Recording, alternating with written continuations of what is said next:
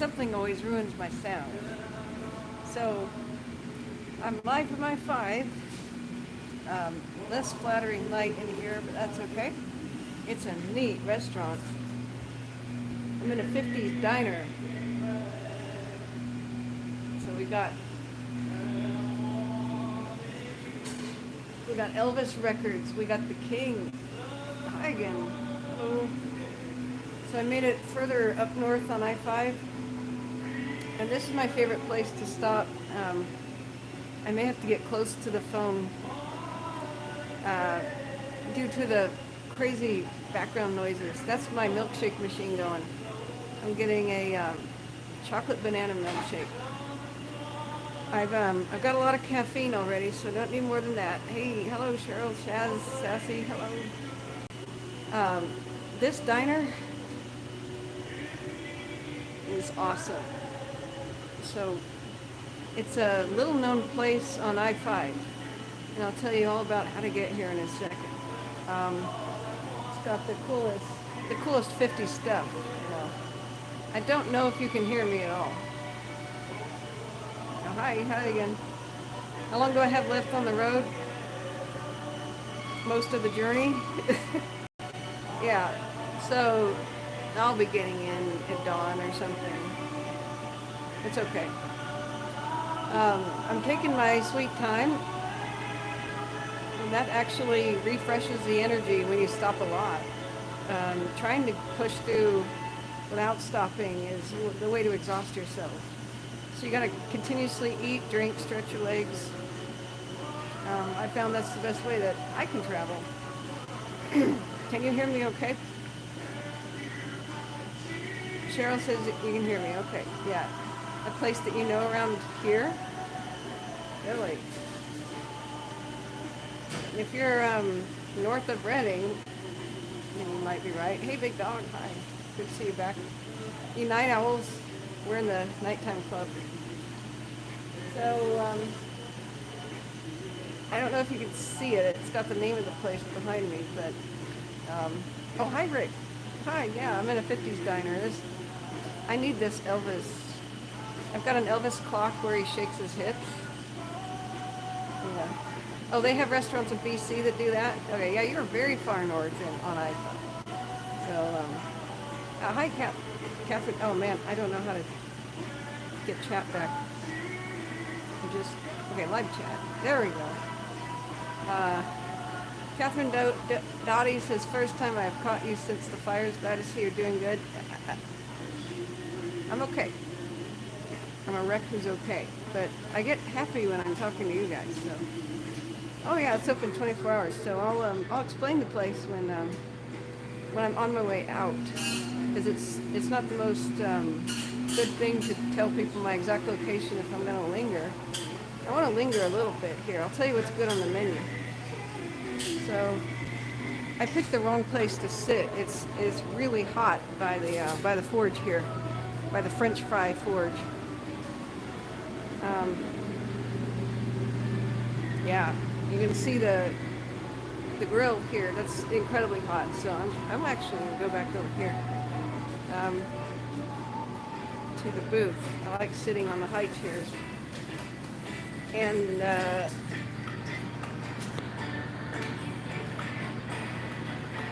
that doesn't work.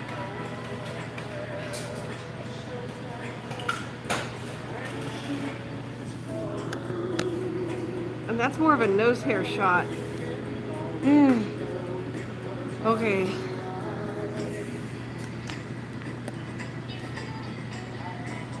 Okay. Well, this definitely doesn't work very well.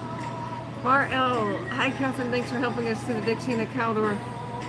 Our place was saved in Prattville. Oh, I'm so glad. You know, yeah, Mark, if you're in Prattville, we might have met before. You know, but yeah, hi, Rick. Welcome back. Strange Reverend. Hi, everybody. Oh, thank you very much.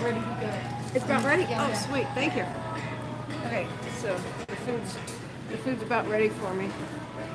And I don't know how long I should stay. If if I sit too long, I just might get a little bit too relaxed. You know, it's a nice relaxing. Oh, can I pay here or do we pay up there? Okay, let me arrange payment here. Oh, thank you. Sorry about that.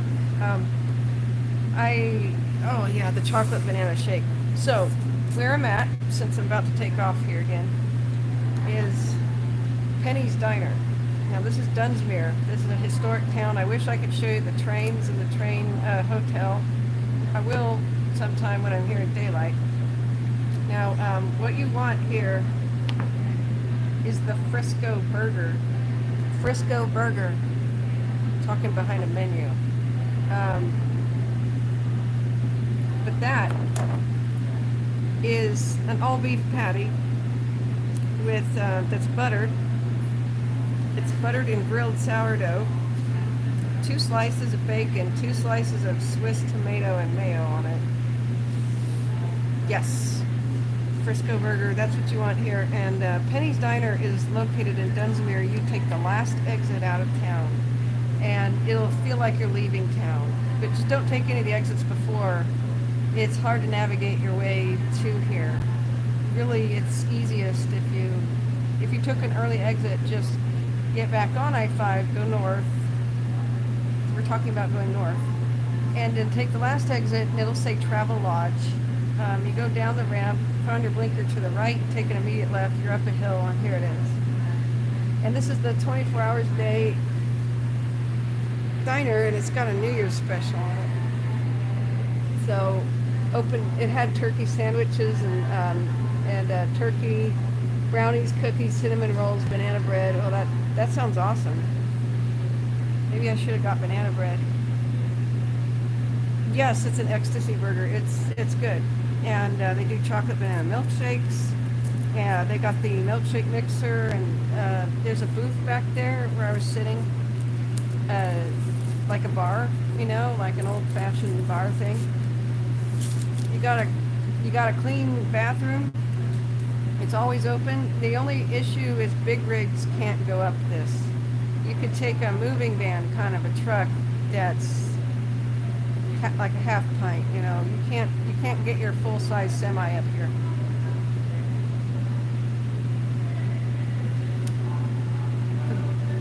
It's decently sized. I mean, they could. It's almost like a train car, you know. That sort of a deal. Sorry about the loud background sounds and such. Sassy Cassie says sourdough patty melt I'm in. Yeah. Lynn Belengo says, wow, you look different from the picture I had in my head. Well, you know, I'm not the real Catherine. I'm just a fiendish imposter. Stole her identity. So that's why. I probably look exactly like what you're imagining. But I normally have my hair down, and I look a bit different with my hair down. It's just, I've got the long COVID thing. So, but yeah, Shaz, how's England? How are you guys doing? America's still on fire. In Colorado. There's snow on the ground here, and I've been in cloud banks and fog, so I'm driving pretty carefully. And on the way up here, I met people here in this diner, told them about Firestream. On this trip, I didn't meet anybody who had heard of me. Sarah said that I should have gone to a grocery store in Tahoe, and I meant to, but when the avalanche warnings came down, and I heard that they would get 12 feet of snow in a night, I decided to get the hell out of Tahoe. Yeah, I know, Shaz, what Colorado went through, oh my God. I mean, it's a deja vu for us, and it shocked me that we'd have something happen like that at the very last day of the year. But California has been lucky to be wet ever since, you know, October, really. With if we had the Santa Ana winds without this wet, without these atmospheric rivers, we could be in the same boat. I mean, winter is the worst fire season in California. That's the Santa Ana wind, Diablo wind season. And what you see in Colorado was a very similar type of event where they had 110-mile-an-hour winds coming off the Rockies. And unfortunately, the moisture was behind the windstorm. So, but, you know, fingers crossed for a wet winter in California, but, you know, you got to worry about the floods. California just has floods and drought and flood and drought. There's not really any normal years. The people who think California has normal years is like a newbie to the state. It cycles between, I don't think I got my card back yet. It cycles between drought and flood. So if we have heavy snowpack, that's good in a way, but if it builds to like, you know, 16 feet, and then we have atmospheric rivers happen in February, and all that snow melts at once, that creates torrential, you know, rain with those atmospheric rivers. They used to call them pineapple expresses. You know, the cool people still do. If you have 18 feet of snow and whatever, and then it rains on it all at once, that's where the massive flooding happens in the West. Oregon, Washington, California, BC, the Columbia, you know, that's, that can affect just as much of the state as fires. So we don't want to go from drought to fire, from fire to flood, you know, but that might be what shapes up this year. I hope not, but we'll see. It's going to be bad for erosion, but we just got to keep the fingers crossed. Be prepared for anything. So you should have a flood evacuation plan as well as a fire one, and maybe I can discuss that next stream, you know, what to do to shelter in place during a flood. Instead of getting in a car traffic jam, get to high ground near you or a tall building, you know. There's other things to talk about related to that. But for now, I want to keep it somewhat positive. This is, I got a turkey sandwich. I did not get the ecstasy burger, the Frisco, because it's going to be hard to eat in the car. So I got a sweet turkey sandwich.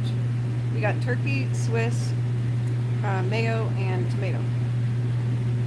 Because lettuce, I haven't eaten lettuce since I got E. coli from it. So lettuce is forbidden. These are good fries. Chocolate banana milkshake.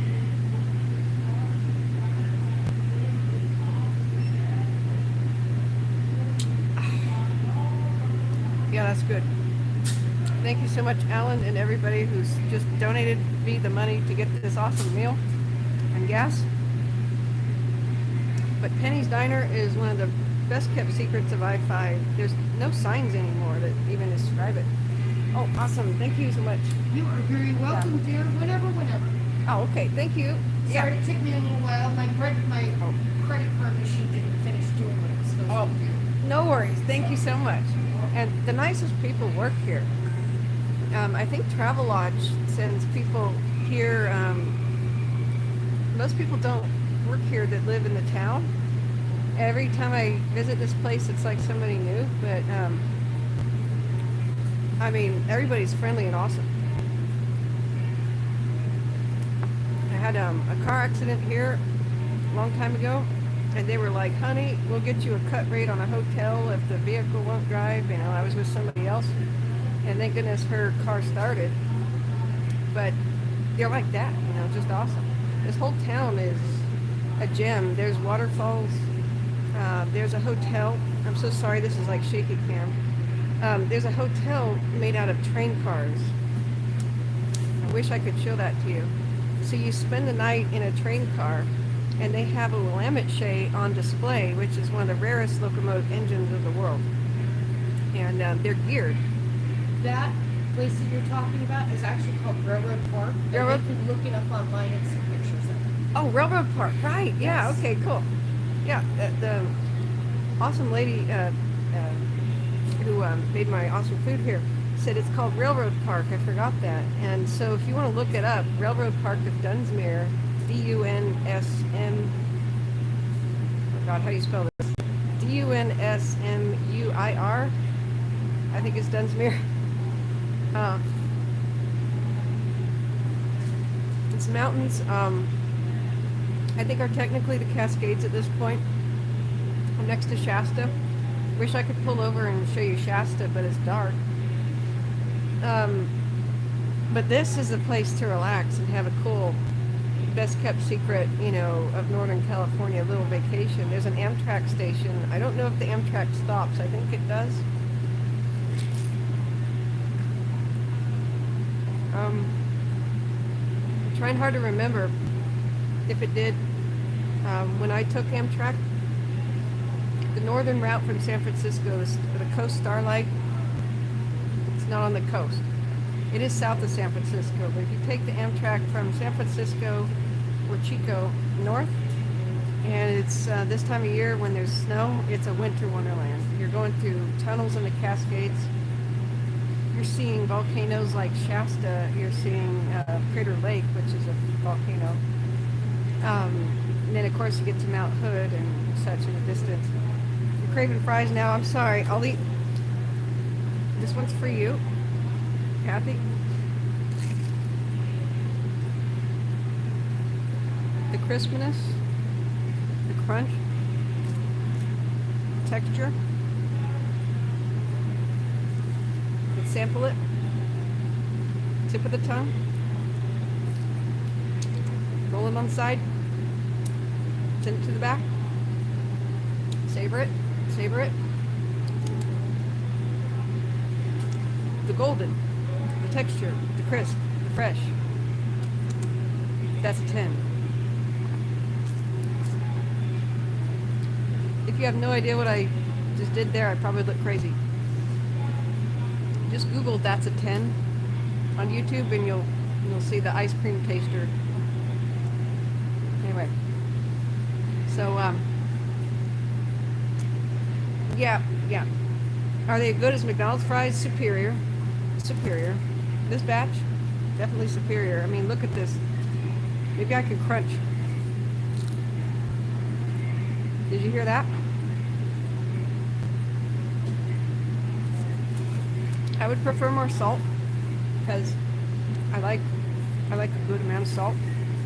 But oh my gosh, what do we have here?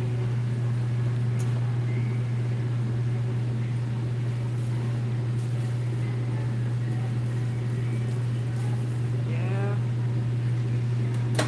we got salt. Try it again.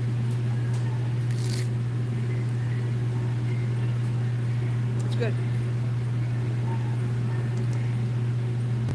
Yeah, it's good. So, definitely stop here. Anything on the menu is pretty good. Yeah, real fries. I'm pretty sure it's authentic potatoes.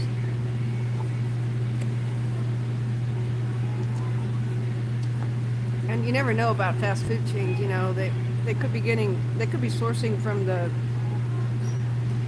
brought to you by, I can't believe it's not food, My color is coming back. That could be the change in lighting, but I hope so. I've the cold medicine I took is kicked in, and I'm no longer a okay. In case anybody else is eating, I'll just say my nose is no longer on wartime production.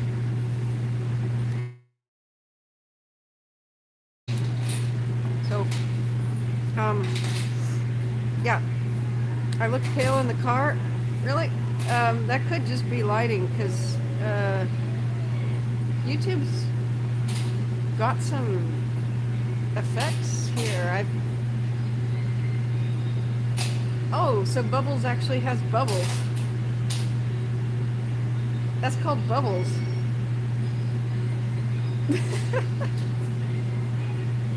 That's called Noir. Yeah, we're super serious now. Look out.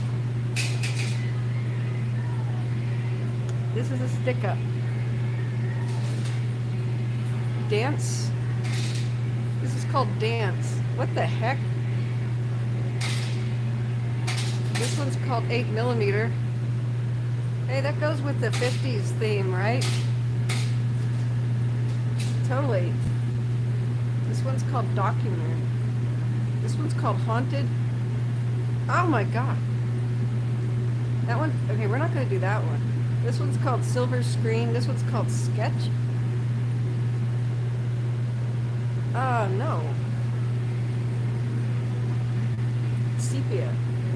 Oh, that's nice. Dream. I'm a dream. Whoa, that's more than a dream. This is. What's in these fries? Ah. Ah. Hello. Good, good. How are you? Good, thanks. Yeah, people are thinking I'm insane. Madness confirmed. That's all I say to people anymore. So yeah, YouTube. This is neat. Did not know this existed. This one's called Glow. This one's called Pop. Oh, it makes colors pop. I like it. Beam. Lush. Cool. Well, now I know that if I ever get pale again, all I gotta do is hit pop, and then I'll look alive. I'll let that be many years long ago. Yeah, strange reverend. Remember the rules about YouTube. There's things we can't talk about. Yeah, it is trippy.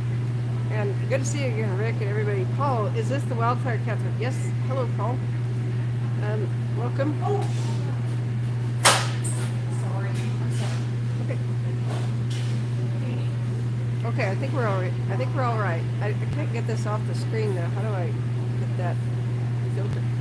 No, I don't want to stop streaming. I want this off my screen though. Okay, there we go. Okay. It's Penny's Diner in Dunsmuir. It's open 24 hours a day, 360 as well. 365. Get it? Around the clock, it's open 365. Never mind. So, since I'm burning so much time talking to you guys, I feel like I need to get on the road pretty immediately. Yeah, and it's the last exit if you're going north, and I bet it's the first exit if you're going south. So I can't recommend this place highly enough. It's really hot in here because of the grill, so don't wear your coat in here. You'll die. You'll perish immediately. This is my jacket, not my coat, and oh well. But yeah, you will want to get milkshakes here, like definitely. It's got good Wi-Fi, free, and chill, cool people. And if you want to explore the area, not only is there Railroad Park, where you have the Willamette Shay on display, which is one of only 5 in existence. They're a type of geared locomotive that had extraordinary gears. You look at them and they're just beefy vertical gears. You can look it up. They're made by Willamette Iron and Steel, which still existed in Portland when I was a kid, and shut down. It was a proud ironworks that made most of the steamboats for the Columbia and the Willamette River, and most of the fire hydrants on the west coast at one point.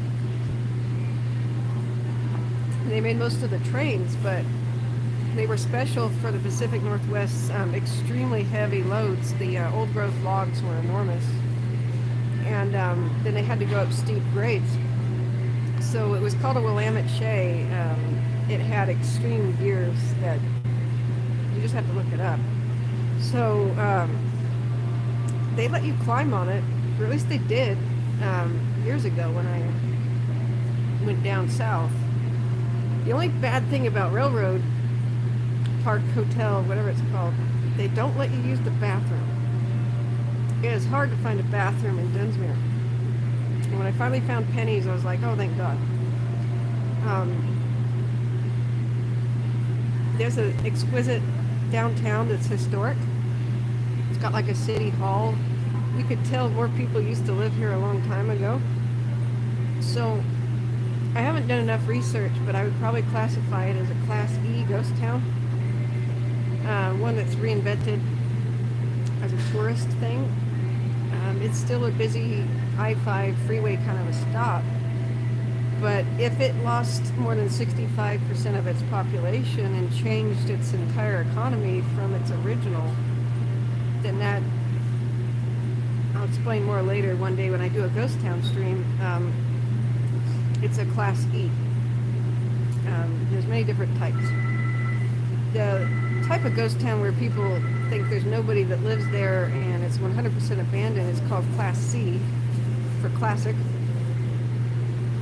That's everybody's classical notion of one, but just like people, towns have a birth, they have an adolescence, they have a heyday, a prime, they have a decline, and it's a step-by-step process. There's almost, I mean, it's extremely rare to have an actual overnight abandonment. It's usually a process, and so it goes.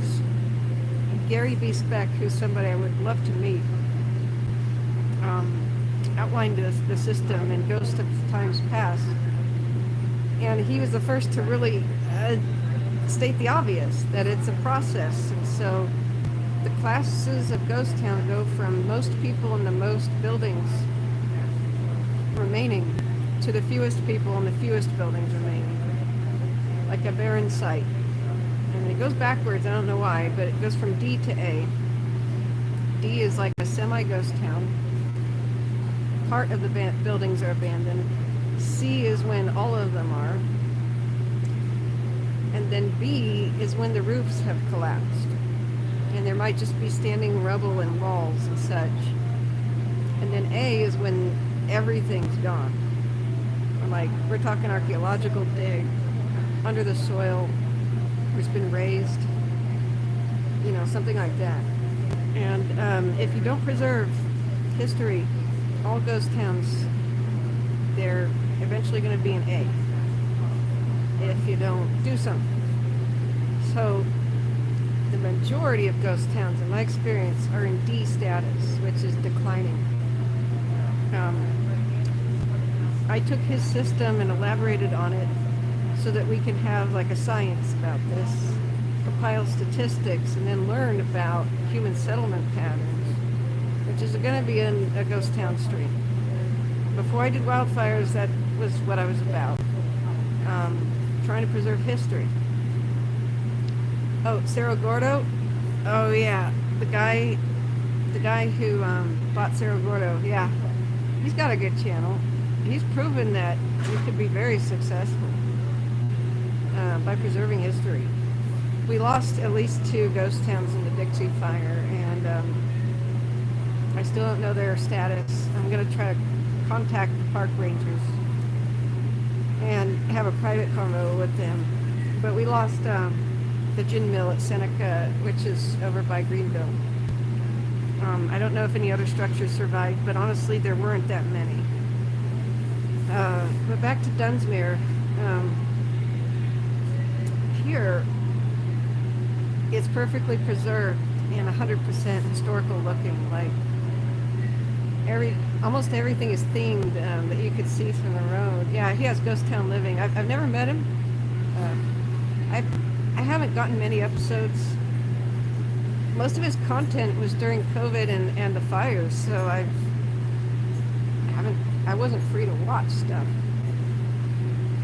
But what I would have said about Greenville was a Class E, and there's E and F that Gary came up with on the scale. An F is a state park like Bodie, where the government steps in to preserve. E, yeah, Tracy, yeah, lucky S. That's what we don't know the status of. I hear some structures were lost, but I'm hearing all kinds of rumors. So I've got pictures from when I visited there, and I'll do a stream again with that. But Class E is where a town, like the citizens reinvented the town as like a successful tourist town or something like that. Yeah. So there's others in Plumas County too that I don't even want to mention their names because they're easier to get to and easier to loot. You know, Prattville's a little hard because it's underwater. It's under Lake Almanor. That's ironically safe from wildfires. But there's so much theft of headstones and historic things like that anymore. Plumas County got looted hard. And it was really heartbreaking to see cemeteries where people have broken the headstones to carry them into small enough pieces to fit in a backpack, and then they hiked out of the mountains and sold them on the black headstone market. It exists. People want them as their yard decorations, and they make fountains, and like the lambs for child graves, that like carved lambs become fountains, and it's really disgusting. So when I first explored Plumas County ghost towns, I made a promise: if the locals show me where they are, I don't tell people where they are.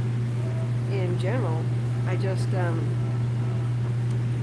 mix all the pictures up together, and so that people don't know exactly where to go and exactly what to loot.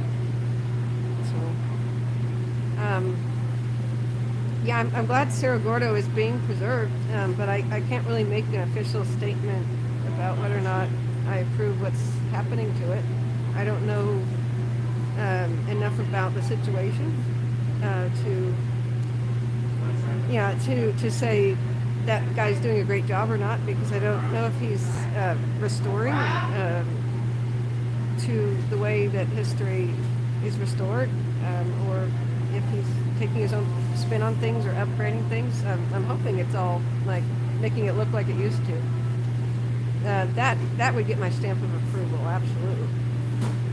Yeah, it's sad that I do have to bring awareness to that, Kathy. Yeah. That's how I found out about it. There's entire cemeteries missing in the West where all of the tombstones were destroyed and carried away. It's the most despicable kind of crime. At the same time, we have cemeteries that are being lost and forgotten about, and actually lost, where we can't locate them anymore. And there's this horrible fine line that you have to walk. How do you bring awareness to history that needs preservation without telling looters where to go? So we'll explore that. It's one of those moral, ethical dilemmas. As far as the ethics of ghost town,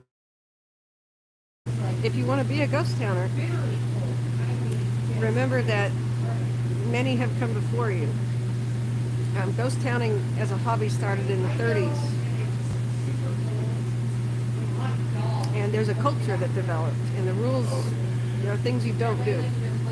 You don't tell people what exactly there is to take from vulnerable sites that have no protection. Even if you think they're in the middle of nowhere and that protects them, it doesn't anymore. Within 12 years, we'll have personal flying cars that take us up mountainsides. And so you might just think, oh, right now nobody can get to that place. But I've already shown on the stream people zipping through the woods in personal flying machines. I think the firefighters can use them. So he appears to be restoring it. Well, that's good. I hope so. That's awesome. You know, if you're a millionaire, there's worse things you could do with your money. If you want to spend that to restore a town, awesome. Somebody was saying, sorry, let me look at chat. Paul says, grave robbing has been going on since the dawn of time, even body parts. Yeah. It's been despicable since then, too.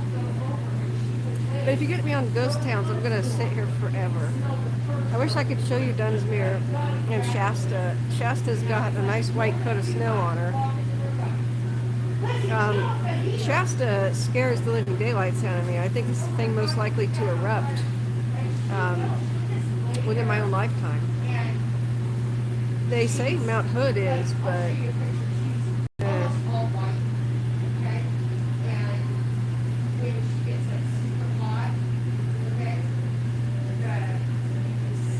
I'm eavesdropping. I'm going to try to give people their privacy, like so. Um, yeah, if I get on the subject of ghost towns, okay, my left side of my face is not my good side when I'm on selfie cam, that's for sure. Okay. But yeah, I see Mount Shasta as some sort of a monster waiting to destroy towns nearby. I've seen Mount St. Helens erupt, and I've given that story a little bit. A phreatic steam eruption when I was driving on I-5. I was on the Markham Bridge in Portland doing truck driving, and then it looked like a nuclear bomb. And that was a burp of steam, you know. That was steam. That stopped traffic and turned heads. For a second there, we were like, was there a nuclear accident? You know? Hey, silent warrior. Hello, how are you?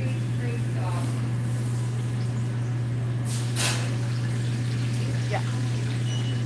Oh, new fries are coming out. In fact, you know, you guys have to remind me to eat.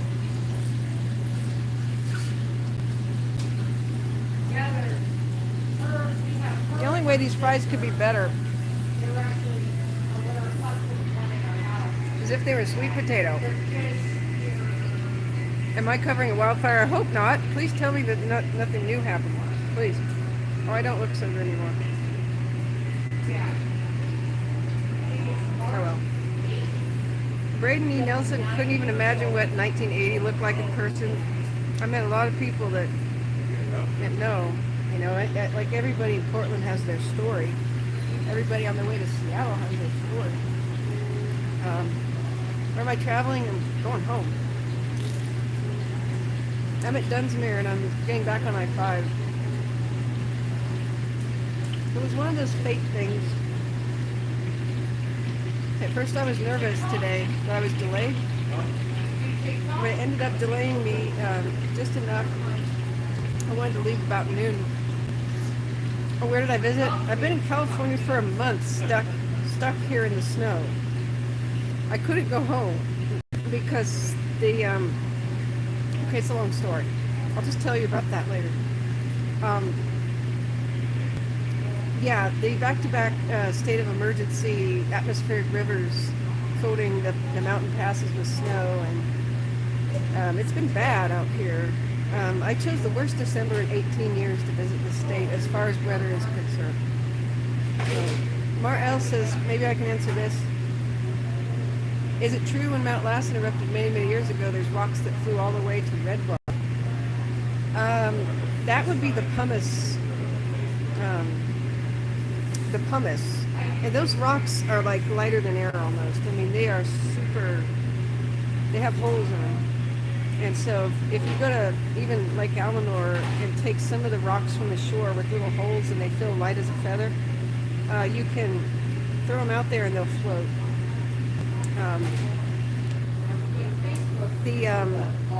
I don't know if the pumice rain hit Red Bluff, but there's an amazing photo that I show people. It looks like a nuclear bomb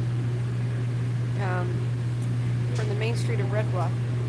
Get those pictures, just Google them now and you'll be incredibly amazed. Silent Warrior says in Mendocino County we got a little snow. Wow. Do I prefer fire or snow?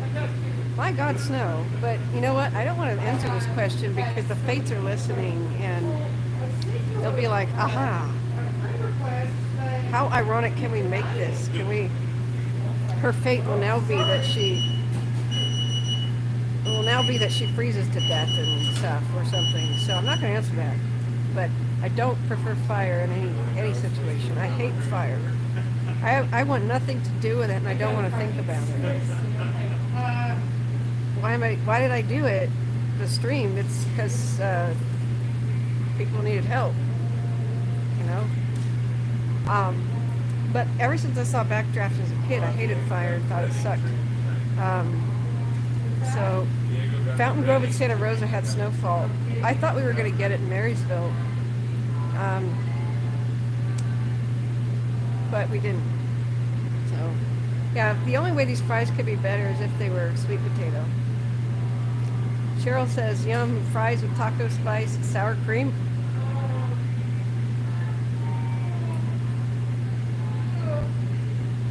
I don't know about this. Maybe we can have one of those food challenges where I try horrible food online and it seems to be popular.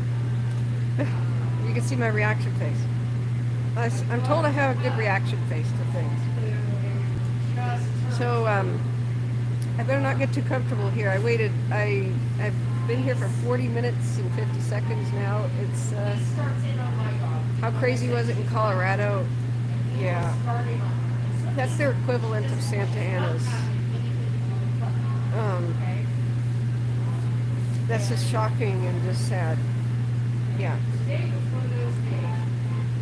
Oh, yeah. Well, the winds rolled off the mountain because that whole storm was coming in. Why there couldn't be moisture first, man. Sometimes happens. But I think that might not be the best example of climate change. The mountain winds happen because of geography, just like Diablo winds in Santa Ana's. They've been happening for thousands of years, probably. However, the dryness, the fact that there's a December without any snow in Colorado, that's the example of the change. Not the fact that the wind happened.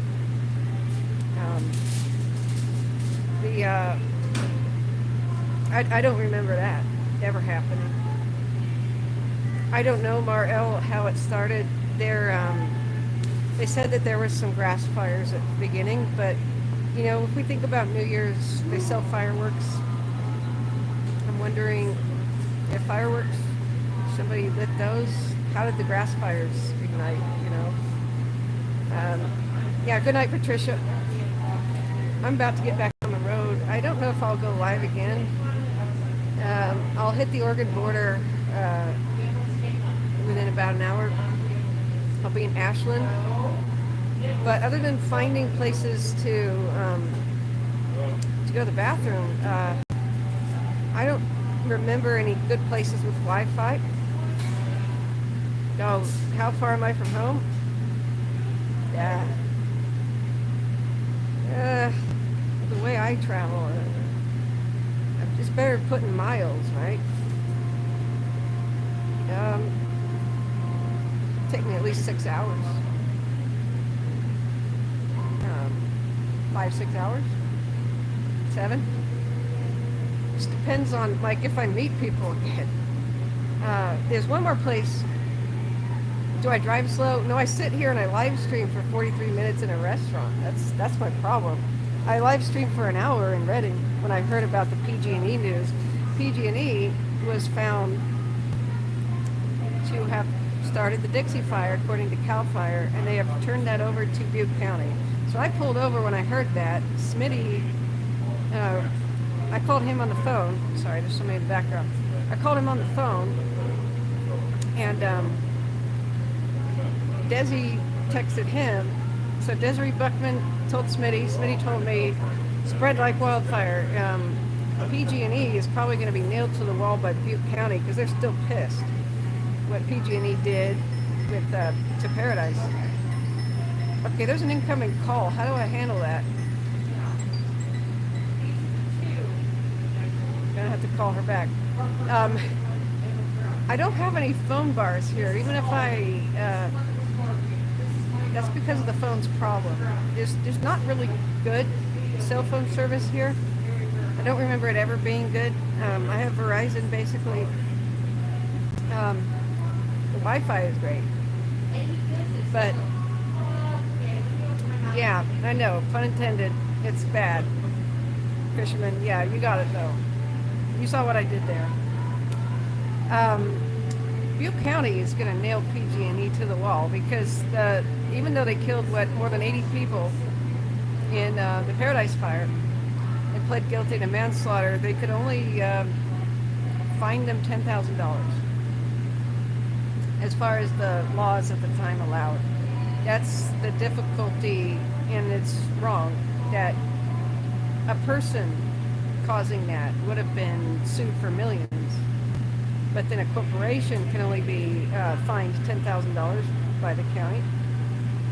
Yeah, you're right, Silent Warrior. It's just like, what the hell? The good news is what, Cheryl? Let's see. The good news is that the Canadian government is going to pay out $40 billion to Indigenous people for what they've gone through. Whoa. I don't know that money can solve that. Giving people rights and education and land that is usable might be better. Oh yeah, they do deserve to be nailed to the wall. You know, all my dead friends agree. I'm sure. And probably the victims. But we won't let them forget. We won't. We will legally exercise all our legal rights to not let them forget. Yeah. Yeah, exactly, Silent Warrior. I mean, we lost contact with John Stoker. He's in the foothills. 50 some odd trees fell over onto the power lines during this storm, and the massive amount of power outages is unprecedented, and I don't know that the storm can be blamed. There's a lot of danger trees that PG&E is not taking care of, including the ones that started the Dixie. So that's the news of today. CAL FIRE found that PG&E's equipment started the Dixie fire, and that and so they turned it over to Butte County District Attorney. Go again. I just met a Paradise Fire person. That's the story I was in the middle of.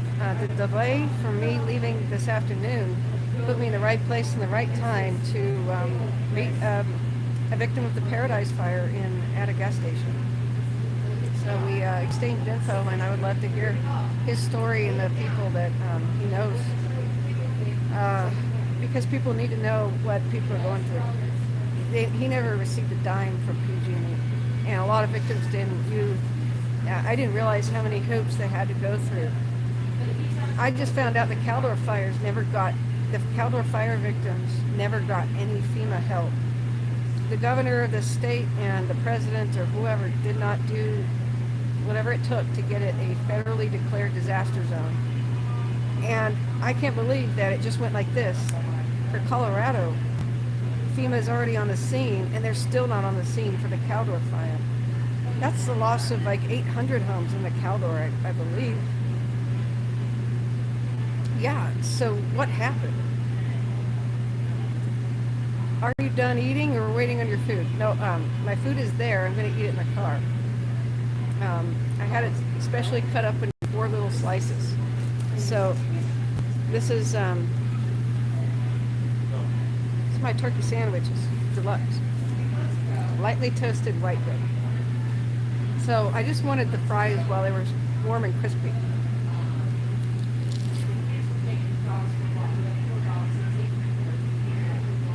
Did you hear that crunch? Where did I get the food? Penny's Diner. It's awesome. Dunsmuir. Braden E. Nelson says class action attorneys get paid first, clients get paid pennies if they're lucky. Still has to happen.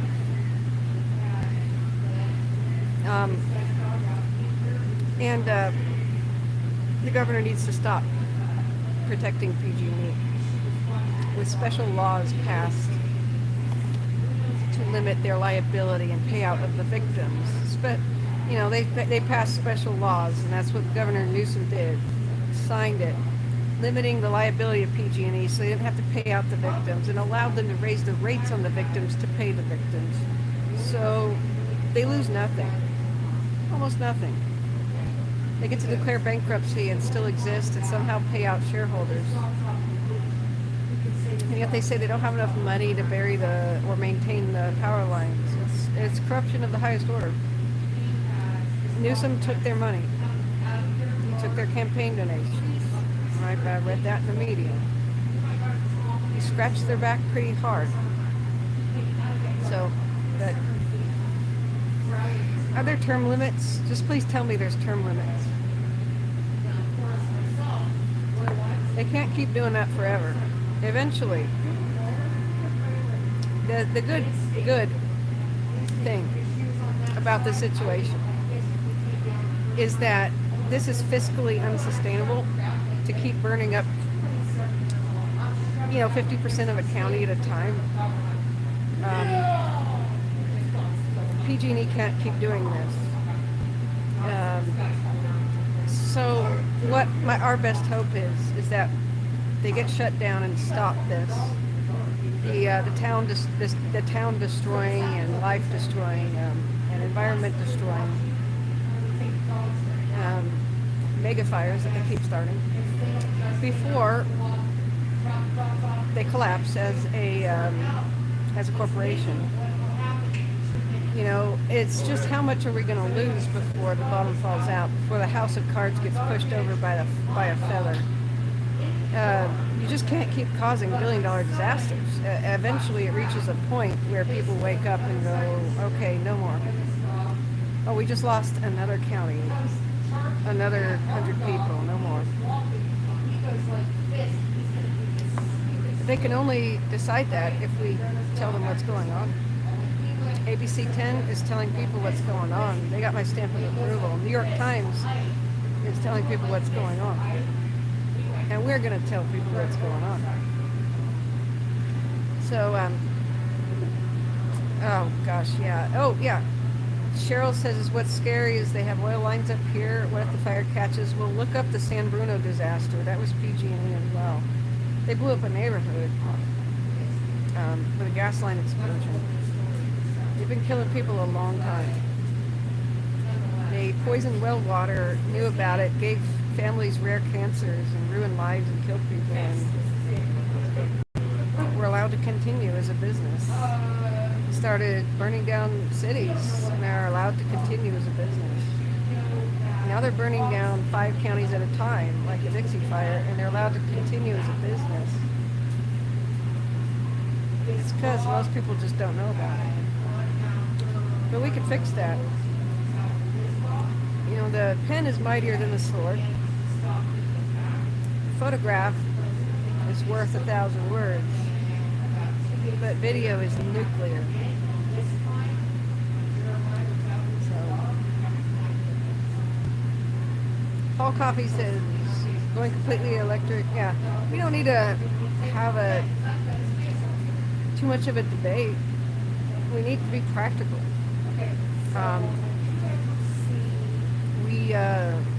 We're all on the same team, but there are alternatives. There's other states that don't have these problems. Somehow they're not corrupt, and their power companies deliver power without killing people. Imagine that. But think of all the carbon emissions that happen with the fires and the trees that are no longer alive or mature to turn carbon into oxygen. Deforestation does cause climate change. That's 100% proven. Look at the Middle East. It used to be the Fertile Crescent, now it's mostly a desert. It used to be elephants and lions and leopards and jungles in North Africa. Deforestation has an effect. We have no idea what it'll be, but it's not pretty. So, I wanted to end on that note, though, that video is nuclear. No longer do we have to spend a fortune to make a documentary. And burying the lines is not only a good idea, it should be the law. Why are we doing power like we did in the 1800s? Nikola Tesla would recognize too many of the things still used in our power system. Why do firefighters have to wait for an hour while a building burns down for someone to come shut off the gas or power? Why don't they have a button to push? Modernize. And we won't have We won't have 1800s problems if we stop using 1800s equipment, you know. But yeah, video's nuclear. We're gonna get them. Yeah. True. You can restore. You can do undesertification or whatever that word is. De-desertification. Okay, you know what I'm saying. You can restore. So we have a blank slate now with all the dead forest. We can restore it to a more natural state. That's the positive. Instead of monoculturing pines, which die by the millions to beetles and fungus because they're all the same related trees, replanted from the same. Oh dear. Okay, so internet burped, and that's my cue to get the heck out of here. I spent another hour on the road talking to you guys. It's cool, but I need to get back on the road. There's one more opportunity I have where I know that there's decent enough Wi-Fi, but I don't think they allow people to just walk in and sit like this. So if I could park my car close enough to the building, maybe I can car stream it in. But thank you all for being here, and I'm safe on the road. I'm not going to I'm doing good. And well, I've got 5 or 6 hours of a drive ahead. But and I don't even know if I'm still live. I hope I am. But yeah, thanks to everybody. Big hugs. So if I can go live, I'll try that for a true 10-minute stream, you know, like a high, you know. And if not, then I'll catch you guys maybe tomorrow or something. Hopefully I'll make it back tonight. If I have to, I'm in a hotel, but I'm doing great on energy. Yeah, and big hugs. And if you guys should go to bed, you know. Don't wait up for me. Whatever I do, you can watch it in the morning, you know. Except Chaz, you have permission to stay awake because it's England, you know, where you're at. Hi, Sia. And thank you so much for the donations for the gas money and the food. Oh yeah, I've got coffee. I'm still working on some chocolate banana shake. Oh, that sugar. Yeah. And you know, I'll check in. I may have an epic sleep. I'm still pretty congested and sick, but whenever I can, we'll see if my plant is alive, my poor little tree at home, and we'll do a status update, and then I can start sharing with you guys what I wasn't able to post. I got some. Oh, Tracy, you're in the UK too. Okay. Yeah, thanks, Braden. Thanks, everybody. And also, Twitter is @KWildfires. I may update my status there. Yeah, but thank you, mods. Thank you, everybody who makes this possible. Thanks for the encouragement. It's been rough. It's been real rough. I'm always happy when I see you guys again. So, big hugs. And get back on the road. Yeah. Scram Kid will be sending hugs. Thank you. I'll be receiving them. Have a good night, guys.